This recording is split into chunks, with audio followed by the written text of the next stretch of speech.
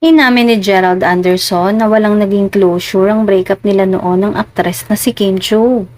Muling napag-usapan kasi ng tanongin nito sa isang interview na lumabas ito sa bahay ni Kuya. Dagdag nito, maayos na daw sila ni Kim ngayong nagbabatian pag nagkakasalubong sa studio ng ABS-CBN. Inalala niya ang naging relasyon nila ni Kim nang muling bumalik ito sa bahay ni Kuya kamakailan. Kwento ni Gerald, sa totoo lang, kung paano siya magmahal, sobrang perfect na, honestly. Kaya siguro bilang isang lalaki, ako talaga yung siguro immature. Hindi ko pa binavalue kung ano yung meron ako noon. Pag nagmahal siya buong buo, kaya napakaswerte ng lalaking mamahalin niya. Ngayon ay masasabi raw ni Gerald na mas okay na sila kumpara noon. Naging malaking bahagi umano nito ang isa't isa nang nagsimula sila sa showbiz.